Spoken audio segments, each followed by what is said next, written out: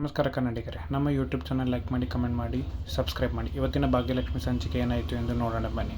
ಇಲ್ಲಿ ತಾನ್ವಿ ಹೇಗಾದರೂ ಮಾಡಿ ಟ್ರಿಪ್ಗೆ ಹೋಗಲೇಬೇಕು ಅನ್ನೋ ಹಠದಿಂದ ಶ್ರೇಷ್ಠನ ಹತ್ರ ಸಿಗ್ನೇಚರ್ ಹಾಕ್ಸ್ಕೋಬೇಕಂತ ಪ್ಲ್ಯಾನ್ ಮಾಡಿರ್ತಾಳೆ. ಅದಕ್ಕೆ ಪೂಜನ ಹತ್ರ ಬಂದು ನನಗೆ ಶ್ರೇಷ್ಠ ಆಂಟಿ ನಂಬರ್ ಕೊಡ್ತೀನಿ ಅಂತ ಕೇಳಿದಾಗ, ಆ ಮನೆಹಳ್ಳಿ ನಂಬರ್ ನಿಂಗೆ ಯಾಕೆ ಬೇಕು ಅಂತ ಹೇಳಿದ್ದಕ್ಕೆ ಅಪ್ಪ ಫೋನ್ ಮಾಡಿದೆ. ಅಪ್ಪ ಫೋನ್ ರಿಸೀವ್ ಮಾಡ್ತಾಳೆ. ಅದಕ್ಕೆ ಅವರು ಕಾಲ್ ಮಾಡೋಕ್ಕೆ ಅಂತ ಹೇಳ್ತಾಳೆ. ಆಗ ಪೂಜಾ ಅವಳು ಏನೂ ಯೋಚನೆ ಮಾಡ್ದಲೇ ತಾನ್ವಿಗೆ ಶ್ರೇಷ್ಠನ ನಂಬರ್ನ ಕಳಿಸಿ ಹೊಟ್ಟೋಗ್ತಾಳೆ. ಇವಳು ಫೋನ್ ಮಾಡೇ ಬಿಡೋಣ ಅಂತ ಹೇಳಿ ಶ್ರೇಷ್ಠನಿಗೆ ಫೋನ್ ಮಾಡ್ತಾಳೆ. ಅವಳು ಫೋನ್ ಮಾಡಿದ ತಕ್ಷಣ ಶ್ರೇಷ್ಠನಿಗೆ ಖುಷಿಯಾಗುತ್ತೆ. ತನ್ವಿ ಫೋನ್ ಮಾಡ್ತಿದ್ದಾಳೆ ಅಂತೇಳಿ ಫೋನ್ ರಿಸೀವ್ ಮಾಡ್ತಾಳೆ. ಹೇಳಿ ತನ್ವಿ ಏನು ಅಂತ ಕೇಳಿದ್ದಕ್ಕೆ, ನನ್ನ ನಂಬರ್ ಸೇವ್ ಮಾಡ್ಕೊಂಡಿದ್ದೀರಾ ನೀವು ಅಂತ ಕೇಳಿದ್ದಕ್ಕೆ, ಹೌದು ನಾನು ಈ ನಂಬರ್ ಸೇವ್ ಮಾಡ್ಕೊಂಡಿದ್ದೀನಿ, ಹೇಳಿ ತನ್ವಿ ಅಂತ ಹೇಳ್ತಾಳೆ. ಆಂಟಿ ನಿಮ್ಮಿಂದ ಒಂದು ಸಹಾಯ ಆಗಬೇಕಿತ್ತು, ನಿಮ್ಮ ಕೆಲದ್ದು ಮಾಡೋಕ್ಕಾಗತ್ತಾ ಅಂತ ಕೇಳ್ತಾಳೆ. ಏನು ಸಹಾಯ ಆಗಬೇಕಿತ್ತು ತನ್ವಿ, ಹೇಳು ಅಂತ ಹೇಳ್ತಾಳೆ. ಅದಕ್ಕೆ ಹೆಂಗೆ ಹೇಳಬೇಕು ಅಂತ ಗೊತ್ತಾಗ್ತಿಲ್ಲ ಆಂಟಿ. ಆದರೆ ನಾನು ಹೇಳ್ತೀನಿ, ನಾನು ಸ್ಕೂಲಿಂದ ಟ್ರಿಪ್ಗೆ ಹೋಗ್ಬೇಕಂತಿದ್ದೀನಿ, ಬಟ್ ಕಾಲೇಜಿಂದ ಎಲ್ಲರೂ ಹೋಗ್ತಾ ಇದ್ದೀವಿ. ಬಟ್ ಇಲ್ಲಿ ನಮ್ಮ ಮನೇಲಿ ಅದಕ್ಕೆ ಫಾರ್ಮ್ ಸಿಗ್ನೇಚರ್ ಯಾರೂ ಆಗ್ತಾಯಿಲ್ಲ. ಅಜ್ಜಿ ಕೇಳಿದ್ರೆ ನೀನು ಎಲ್ಲೂ ಹೋಗಬೇಡ ಅಂತ ಬೈದರು, ಅಮ್ಮನೂ ನೀನು ಎಲ್ಲೂ ಹೋಗ್ತಿಲ್ಲ ಅಂತ ಬೈದರು, ಅಪ್ಪ ಕೂಡ ನಂಗೆ ಸಿಗ್ನೇಚರ್ ಹಾಕಲ್ಲ ಅಂತ ಹೇಳಿಬಿಟ್ರು. ಅದಕ್ಕೆ ನಂಗೆ ಇರೋದೇ ನೀವು ಈಗ ಸಿಗ್ನೇಚರ್ ಹಾಕಿದ್ರೆ ನಾನು ಟ್ರಿಪ್ಗೆ ಹೋಗ್ಬೋದು ಅಂತ ಹೇಳ್ತಾಳೆ. ಅದಕ್ಕೆ ಸರಿ ಆಯಿತು ತನ್ವಿ, ನಾನು ನಿನಗೆ ಸಿಗ್ನೇಚರ್ ಕೊಡ್ತೀನಿ, ನೀನು ಯಾಕೆ ತಲೆ ಕೆಡಿಸ್ಕೋತೀಯ ಅಷ್ಟೊಂದು ಅಂತ ಹೇಳ್ತಾಳೆ. ಆಯ್ತು ಆಂಟಿ, ನಾನು ನಿಂಗೆ ಸಿಗ್ತೀನಿ ಅಂತ ಹೇಳಿ ಫೋನ್ ಇಡ್ತಾಳೆ. ಇಲ್ಲಿ ಭಾಗ್ಯ ಗುಂಡಣ್ಣನ ಸ್ಕೂಲ್ ಫೀಸ್ ಕಟ್ಟಬೇಕು, ತನ್ವಿಗೆ ಕಾಲೇಜ್ ಫೀಸ್ ಕಟ್ಟಬೇಕು, ಮನೆಗೆ ಇಷ್ಟು ಖರ್ಚಾಗಬೇಕು, ಮನೆಗೆ ಅಷ್ಟು ಖರ್ಚು ಮಾಡಬೇಕಂತ ಎಲ್ಲನೂ ಕ್ಯಾಲೆಂಡರ್ ಬರೆದಿಟ್ಟಿರ್ತಾಳೆ. ಬರೆದಿಡ್ಬೇಕಾದ್ರೆ ಕುಸುಮ ಬಂದು, ಏನು ಮಗಳೇನೋ ಬರೀತಿದ್ಯಾ, ಏನು ತಲೆ ಕೆಡಿಸ್ಕೋಬೇಡ, ನಿನಗೆಲ್ಲ ಒಳ್ಳೆಯದೇ ಆಗುತ್ತೆ, ನೀನೆಲ್ಲ ಸಮಯಕ್ಕೆ ಕಟ್ತೀಯ ಅನ್ನೋ ನಂಬಿಕೆ ನನಗಿದೆ ಅಂತ ಕುಸುಮ ಹೇಳ್ತಾಳೆ. ಅದಕ್ಕೆ ಅಷ್ಟರಲ್ಲಿ ತಾಂಡವ್ ಫೋನ್ ಮಾಡ್ತಾನೆ. ಫೋನ್ ಮಾಡಿದ ತಕ್ಷಣ ಕುಸುಮ ಫೋನ್ ರಿಸೀವ್ ಮಾಡಿದ್ದಕ್ಕೆ, ಅಮ್ಮ ಏನಮ್ಮ ಹೆಂಗಮ್ಮ ಇದೆಯಾ ಅಂತ ಕೇಳ್ತಾನೆ. ಅದಕ್ಕೆ ಅವಳು ಏನೂ ರಿಪ್ಲೈ ಮಾಡ. ಅದಕ್ಕೆ ಇನ್ನೇನು ನಿನ್ನ ಸೊಸೆ ಜೊತೆ ಇದ್ರೆ ನಿನ್ನ ಭಾಳ ಹೆಂಗಿರುತ್ತೆ ಅಂತ ನಂಗೆ ಗೊತ್ತು, ನೀನು ಚೆನ್ನಾಗೇ ಇರ್ತೀಯ, ಅವಳೇ ನೀನು ಚೆನ್ನಾಗಿ ನೋಡ್ಕೋತಿರಲ್ಲ ಬಿಡು, ನೀನು ಮುದ್ದಿನ ಸೊಸೆ ಅಂತ ಹೇಳ್ತಾನೆ. ಅದಕ್ಕೆ ನೀನು ಯಾಕಪ್ಪ ಹಂಗೆ ಅನ್ಕೋತೀವಿ, ಅವಳು ಇರೋವರೆಗೂ ನಾವು ಚೆನ್ನಾಗೇ ಇರ್ತೀವಿ, ಅವಳು ನಮ್ಮನ್ನು ತುಂಬ ಚೆನ್ನಾಗಿ ನೋಡ್ಕೋತಿದ್ದಾಳೆ, ಈ ಮನೇಲಿ ಎಲ್ಲರೂ ಇರೋರು ಖುಷಿಯಾಗಿದ್ದೀವಿ, ಅದಕ್ಕಂತ ನೀನೇ ನನಗೆ ಬೇಕಿಲ್ಲ, ನಡುದಾರಿಲಿ ಬಿಟ್ಟು ಹೋಗೋಕ್ಕೆ ಅವಳೇನು ನನ್ನ ಮಗ ಅಲ್ಲ, ಅವಳು ನನ್ನ ಮಗಳು, ಅವಳು ನನ್ನ ಚೆನ್ನಾಗೇ ನೋಡ್ಕೋತಿದ್ದಾಳೆ, ನಾವೆಲ್ಲ ಚೆನ್ನಾಗೇ ಇದ್ದೀವಿ ಅಂತ ಹೇಳಿ ಫೋನ್ ಇಟ್ಬಿಡ್ತಾಳೆ. ಇಲ್ಲಿ ಕುಸುಮ ಬೆಳಗ್ಗೆ ಆಗ್ತಿದ್ದಂಗೆ ದೇವ್ರ ಹತ್ರ ಕೂತ್ಕೊಂಡು, ಏನು ಮಾಡ್ತಿದ್ದೀವ್ರಿ ನೀನು ಹೇಳು, ಆ ಹುಡುಗಿಗೆ ಯಾಕೆ ಅಷ್ಟೊಂದು ಕಷ್ಟ ಕೊಡ್ತಾಯಿದ್ಯಾ, ಪಾಪ ಅವಳು ಏನು ಮಾಡಿದ್ದಾಳೆ ಅಂತ ನೀನು ಅಷ್ಟೊಂದು ಕಷ್ಟ ಕೊಡ್ತಿದ್ದೆ ಅವಳಿಗೆ, ಹಗಲು ರಾತ್ರಿ ಅಂತ ದುಡಿದು ಅವಳು ನಮಗೋಸ್ಕರ ಎಲ್ಲನೂ ಮಾಡ್ತಿದ್ದಾಳೆ, ಇಷ್ಟು ಮಾಡಿದ್ರು ನೀನು ಅವಳಿಗೆ ಸಹಾಯ ಮಾಡಬೇಕೇ ಹೊರತು ನೀನು ಹಿಂಗೆ ಮಾಡೋದು ಎಷ್ಟು ಮಟ್ಟಿಗೆ ಸರಿ, ಅವಳು ನಿಂಗೆ ಒಂದಿನಾರು ಪೂಜೆ ಮಾಡ್ದಲೇ ಇರ್ತಾಳೆ ಹೇಳು, ಪ್ರತಿದಿನ ನಿಂಗೆ ಪೂಜೆ ಮಾಡ್ತಾಳೆ, ಪ್ರತಿದಿನ ನಿನಗೆ ಎಲ್ಲ ಪೂಜೆ ಮಾಡೋದನ್ನು ಬಿಡಲ್ಲ ಅವಳಿಗೆ ಯಾಕೆ ಹಿಂಗೆ ಕಷ್ಟ, ಒಳ್ಳೆಯವ್ರಿಗೆ ಕಷ್ಟ ಕೊಡೋದಾದರೆ ಯಾಕೆ ಹಿಂಗೆ ಕಷ್ಟ ಕೊಡ್ತಿದ್ದೆ, ಒಪ್ಕೋತೀನಿ, ಅವಳು ನಿನಗೆ ಅವಳು ಪ್ರಯತ್ನಗಳು ಕೊಟ್ಟೆ, ಅವಳು ಕೆಲಸಗಳು ಕೊಟ್ಟೆ, ಅದು ಅಡಚಣೆನೂ ನೀನೇ ತಂದಿಟ್ಟೆ, ಈಗ ಅವಳು ಏನೋ ಒಂದು ಹೊಸ ಪ್ರಯತ್ನ ಮಾಡಬೇಕಂತಿದ್ದಾಳೆ, ಅದಕ್ಕೆ ನೀನು ಖುಷಿ ಸುದ್ದಿನ ನೀನು ಇವತ್ತು ಕೊಡಲೇಬೇಕು, ನಂಗೆ ಅದೆಲ್ಲ ಗೊತ್ತಿಲ್ಲ ಅಂತ ಹೇಳಿ ಕುಸುಮ ಹೊರಡ್ತಾಳೆ. ಹೊರಟ್ಮೇಲೆ ಅದನ್ನು ಭಾಗ್ಯ ಸೈಡಿಂದ ನಿಂತ್ಕೊಂಡು ನೋಡ್ತಿರ್ತಾಳೆ, ಅತ್ತೆ ಕೇಳ್ಕೊತಿರೋದನ್ನ. ಯಾರೋ ಬೆಲ್ ಮಾಡ್ದಂಗೆ ಆಗುತ್ತೆ ಅಂತ ಹೇಳಿ ನೋಡಿದಾಗ ಭಾಗ್ಯ ಹೋಗಿ ಬಾಗಿಲು ತೆಗಿತಾಳೆ. ಅದಕ್ಕೆ ಆವಾಗ ಗುಂಡಣ್ಣನ ಫ್ರೆಂಡ್ ಬಂದಿರ್ತಾನೆ. ಅವ್ನು ಬಂದು ಒಳಗೆ ಬಂದು ಬಾಪ ಒಳಗೆ ಅಂತ ಕರೆದಿದ್ದಕ್ಕೆ ಅವನು, ನಂಗೆ ಒಳಗೆಲ್ಲ ಬರೋಕ್ಕೆ ಟೈಮ್ ಇಲ್ಲ, ನೀವು ಮಾಡೋದ್ರಿಂದ ಎಲ್ಲ ಎಡವಟ್ಟಾಗಿದೆ ಅಂತ ಹೇಳ್ತಾನೆ. ಏನಾಯಿತು, ಯಾಕೆ ಹಿಂಗೆ ಅಂತಿದೆ ಅಂತ ಕೇಳಿದಾಗ, ನೀವು ನೆನ್ನೆ ಹಾಸ್ಟೆಲ್ ಹತ್ರ ಊಟ ತೊಗೊಂಬಂದು ಕೊಟ್ರಂತೆ, ಹೌದಾ ಅಂತ ಕೇಳ್ತಾನೆ. ಹೌದು ಊಟ ತೊಗೊಂಬಂದು ಕೊಟ್ವಿ, ಏನಾಯ್ತು ಇವಾಗ ಅಂತ ಹೇಳ್ತಾಳೆ ಭಾಗ್ಯ. ಅದಕ್ಕೆ ಅವನು, ನೀವು ಕೊಟ್ಟಿರೋ ಊಟದಿಂದ ಎಲ್ಲ ಸಮಸ್ಯೆ ಆಗಿದೆ ಅಂತ ಹೇಳ್ತಾನೆ. ಹೌದಾ, ಎಲ್ರಿಗೂ ಗಾಬರಿ ಆಗುತ್ತೆ ಅವನು ಹೇಳೋದಕ್ಕೆ.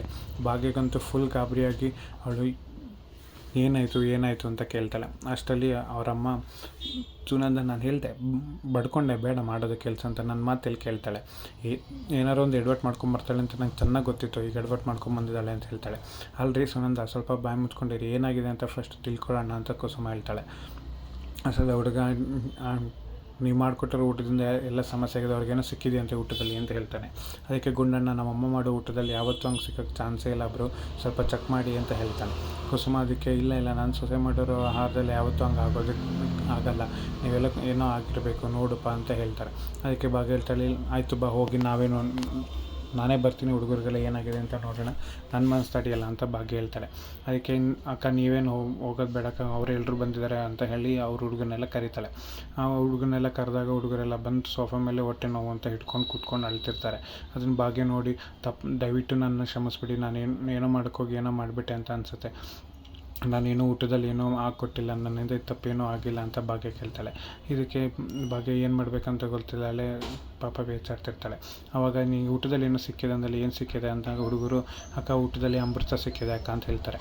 ಆಗ ಎಲ್ಲರೂ ನಗ್ನಗ್ತಾ ಕೈ ಹೊಡ್ಕೋತಾ ಇರ್ಬೇಕಾದ್ರೆ ಅವನು ಹೇಳ್ತಾನೆ, ಅಕ್ಕ ನಿಮ್ಗಿನ್ನೂ ಅರ್ಥ ಆಗಿಲ್ವಾ, ನಾವು ಮಾಡಿದ್ದು ಪ್ರ್ಯಾಂಕ್ ಇದು ಅಂತ ಹೇಳ್ತಾನೆ. ಭಾಗ್ಯಂಗೆ ಉಸಿರು ಬಿಟ್ಟಂಗೆ ಆಗತ್ತೆ. ಕುಸುಮ್ಗೆ ಮುಖದಲ್ಲಿ ಖುಷಿ ಕಾಣುತ್ತೆ. ಅಕ್ಕ ನೀವು ಮಾಡಿದ್ದು ಅಡುಗೆ ತುಂಬ ಚೆನ್ನಾಗಿತ್ತು, ನಮಗೆಲ್ಲ ನಮ್ಮ ಅಮ್ಮನೇ ನೆನಪಾಗಿದ್ದಾರೆ. ನೀವು ಮಾಡಿಕೊಟ್ಟಿದ್ದು ಊಟದಲ್ಲಿ ತರಕಾರಿ, ಅನ್ನ, ಸಾಂಬಾರು, ಪ್ರೋಟೀನ್ ಇದ್ದಂಗೆ ಎಲ್ಲನೂ ಸಿಕ್ಕಿತ್ತು. ಅದ್ರ ಜೊತೆ ಅಮ್ಮನ ಪ್ರೀತಿನೂ ಸಿಕ್ಕಿದೆ ಅಕ್ಕ ಅಂತ ಹುಡುಗರು ಹೇಳ್ತಾರೆ.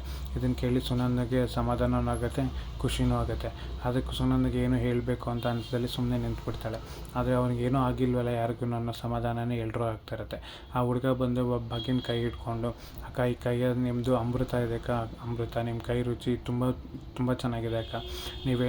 ಏನು ಅಂದ್ಕೊಳ್ತಿದ್ದೆ, ನೀವೇ ನಮಗೆಲ್ರಿಗೂ ಅಡುಗೆ ಮಾಡಿಕೊಡಿ. ನಾವು ಅಷ್ಟರಲ್ಲೂ ಕೊಡೋ ದುಡ್ಡನ್ನ ನಾನು ನಿಮಗೆ ಕೊಡ್ತೀವಿ. ನಾವು 3 ಹೊತ್ತು ಬೆಳಗ್ಗೆ ಮಧ್ಯಾಹ್ನ ರಾತ್ರಿ ಊಟ ಕೊಟ್ಟರೆ ಸಾಕು ಅಂತ ಹುಡುಗ ಹೇಳಿ ಅಲ್ಲಿ ಕೇಳ್ತಾನೆ, ಇವತ್ತು ಊಟ ಎಷ್ಟಕ್ಕ ಅಂತ ಕೇಳಿದಾಗ ಭಾಗ್ಯ 30 ರೂಪಾಯಿ ಅಂತ ಹೇಳ್ತಾಳೆ. ಆ 30 ರೂಪಾಯಿನ ತೆಗೆದು ಆ 4 ಜನ ಹುಡುಗರು 60 ರೂಪಾಯಿ ಕೊಡ್ತಾರೆ. ತೊಗೊಳಕ್ಕೆ ನಮ್ಮದು ಇವತ್ತು 60 120 ರೂಪಾಯಿ ಅಂತ ಅವಳ ಕೈ ಕೊಟ್ಟು ಮೊದಲನೇ ಬೋಣಿನ ಹುಡುಗರೇ ಮಾಡ್ತಾರೆ. ಆ ಹುಡುಗರು ಹೇಳ್ತಾರೆ, ಸುಂದರಿ ಹೇಳ್ತಾಳೆ, ಭಾಗ್ಯ ಇವತ್ತಿನ ಬೋಣಿ ಆಯ್ತಲ್ಲ ಭಾಗ್ಯ, ಇವತ್ತಿಂದ ಹುಡುಗರೇ ನಿನಗೆ ಫಸ್ಟ್ ಬೋಣಿ ಮಾಡಿದ್ದಾರೆ ಅಂತ ಸುಂದರಿ ಹೇಳ್ತಾಳೆ. ಆಗ ಎಲ್ರಿಗೂ ಖುಷಿಯಾಗುತ್ತೆ. ಅಕ್ಕ ನೀನು ಮಾಡಿಕೊಟ್ಟಿರೋ ಅವ್ರಿಗೆ ಎಲ್ರಿಗೂ ಖುಷಿಯಾಗುತ್ತೆ, ಎಲ್ಲರೂ ತಿಂದು ಚೆನ್ನಾಗಿದೆ ಅಂತ ಹೇಳಿದ್ದಾರೆ ಅಂತ. ಆ ಭಾಗ್ಯ ಹೋಗಿ ಇವತ್ತಿನ ಊಟನ ತೊಗೊಂಡು ಪ್ಯಾಕ್ ಮಾಡ್ಕೊಂಬಂದು ಊಟ ಕೊಡ್ತಾಳೆ. ಎಲ್ರಿಗೂ ಊಟ ಕೊಟ್ಟಮೇಲೆ ಅವ್ರು ಹೇಳ್ತಾಳೆ, ಭಾಗ್ಯ ಇನ್ಮೇಲೆ ನಿಂಗೆಲ್ಲ ಒಳ್ಳೆ ದಿನ ಶುರು ಆಗಿದೆ, ಇನ್ಮೇಲೆ ನಿಂಗೆ ಒಳ್ಳೆಯದೇ ಆಗುತ್ತೆ ಅಂತ ಹೇಳ್ತಾಳೆ. ಅದಕ್ಕೆ ಭಾಗ್ಯ ಹೇಳ್ತಾಳೆ, ಎಲ್ಲ ನಿಮ್ಮ ಆಶೀರ್ವಾದ ಅತ್ತೆ ಮಾವ ಅಂತ ಹೇಳ್ತಾಳೆ. ಇಲ್ಲಿ ಎಲ್ಲರೂ ಹುಡುಗರು ನಾವಿನ್ನು ಬರ್ತೀವಿ, ಊಟ ತೊಗೊಂಡು ಹೊರಡ್ತೀವಿ ಅಂತ ಹೇಳ್ತಾರೆ. ಆ ಹುಡುಗ ಗುಂಡ ನನ್ನ ಫ್ರೆಂಡ್ ಹೇಳ್ತಾನೆ, ಅಕ್ಕ ನನಗೂ ಊಟ ಕೊಡಿ, ಹಂಗೆ ದುಡ್ಡು ತೊಗೊಳ್ಳಿ ಅಂತ ದುಡ್ಡು ಕೊಡೋಕ್ಕೆ ಬಂದಾಗ ನನಗೆ ಇದನ್ನೆಲ್ಲ ನೀನು ಕೊಡಬೇಡ, ಯಾಕೆಂದರೆ ನಾನು ಇವತ್ತು ಈ ಕೆಲಸ ಮಾಡಬೇಕಂತ ಅಂದ್ಕೊಂಡಿದ್ದೆ ನಿನ್ನಿಂದ, ಹಾಗಾಗಿ ನಾನು ನಿನ್ನ ಹತ್ರ ದುಡ್ಡು ತೊಗೊಂಡ್ರೆ ಆ ದೇವರು ಮೆಚ್ಚಲ್ಲ, ನಾನು ಮನಸ್ಸಾಕ್ಷಿನೂ ಒಪ್ಪಲ್ಲ ಅಂತ ಭಾಗ್ಯ ಹೇಳ್ತಾಳೆ. ಆದರೆ ಹುಡುಗ, ಅಕ್ಕ ಇಲ್ಲ ಅಕ್ಕ, ನೀವು ತೊಗೊಳ್ಳೇಬೇಕು, ನೀವು ಈ ಥರ ನನ್ನ ಋಣನ ಹೊರ್ಸೋದು ಹೆಂಗೆ ಅಂತ. ಅದಕ್ಕೆ ಕುಸುಮ ಹೇಳ್ತಾರೆ, ಭಾಗ್ಯ ಹೇಳಿದ್ಮೇಲೆ ಮುಗೀತು, ನಿನಗೇನು ನೀವು ದುಡ್ಡು ಕೊಡಬೇಕಾಗಿಲ್ಲ, ನೀನು ಇರೋ ದಿನ ಎಷ್ಟು ದಿನ ಬಂದು ಊಟ ಮಾಡ್ತೀಯೋ ನೀನು ನಮ್ಮಲ್ಲಿ ಊಟ ಮಾಡ್ಬೋದು, ನೀನು ಇನ್ಮೇಲೆ ನಮ್ಮ ಮನೇಲಿ ಒಬ್ಬ ಸದಸ್ಯ ಇದ್ದಂಗೆ ಅಂತ ಕುಸುಮ ಹೇಳ್ತಾಳೆ. ಆಗ ಭಾಗ್ಯ ಹೇಳ್ತಾಳೆ, ನೋಡ್ರಿ ಕಿವಿ ಹಿಂಡಿ ಹೇಳ್ತಾಳೆ, ನೀನು ಇದಕ್ಕೇನೋ ದುಡ್ಡು ಕೊಡೋದು ಬೇಡ, ನೀನೊಬ್ಬ ಮನೇಲಿ ಅಂತ ಹೇಳ್ತಾನೆ. ಸುಂದರಿ ಖುಷಿಯಾಗಿ ಎಲ್ಲರೂ ಖುಷಿಯನ್ನು ವ್ಯಕ್ತಪಡಿಸ್ತಾರೆ. ಸುಂದರಿ ಪೂಜನ್ಗೆ ಕೈನ ಹೊಡೆದು ಖುಷಿ ವ್ಯಕ್ತಪಡಿಸ್ತಾಳೆ. ಇಲ್ಲಿ ತನ್ವಿ ಕಾಲೇಜ್ಗೆ ಹೋದಾಗ ಶ್ರೇಷ್ಠನ ಕಾಲೇಜ್ ಹತ್ರ ಕರೆದು ನಂಗೆ ಸಿಗ್ನೇಚರ್ ಮಾಡಿಕೊಡಿ ಆಂಟಿ ಅಂತ ಹೇಳಿ ಶ್ರೇಷ್ಠನ ಹತ್ರ ಸಿಗ್ನೇಚರ್ ಮಾಡಿಸ್ಕೋತಾಳೆ. ಶ್ರೇಷ್ಠ ಸಿಗ್ನೇಚರ್ ಮಾಡಿ ತನ್ವಿಗೆ ಅದನ್ನು ಕೊಡ್ತಾಳೆ. ಕೊಟ್ಟಮೇಲೆ ಹೇಳ್ತಾಳೆ, ಹೋಗ್ಬಾ ತನ್ವಿ, ಸೂಪರಾಗಿ ಎಂಜಾಯ್ ಮಾಡ್ಕೊಂಬಾ, ನೀನೇನು ತಲೆ ಕೆಡಿಸ್ಕೋಬೇಡ ಅಂತ ಹೇಳ್ತಾಳೆ. ಆಗ ತನ್ವಿ, ಆಂಟಿ ನೀವು ಸಿಗ್ನೇಚರಾಗಿ ಕೊಟ್ಟಿದ್ದನ್ನು ಯಾರಿಗೂ ಹೇಳಬೇಡಿ ಅಂತ ಹೇಳ್ತಾಳೆ. ಅಯ್ಯಯ್ಯೋ ನಾನು ಯಾರಿಗೂ ಹೇಳಲ್ಲ, ನೀನು ತಲೆ ಕೆಡಿಸ್ಕೋಬೇಡ ತನ್ವಿ, ನೀನು ಆರಾಮಾಗಿ ಹೋಗ್ಬಾ ಅಂತ ಹೇಳ್ತಾಳೆ.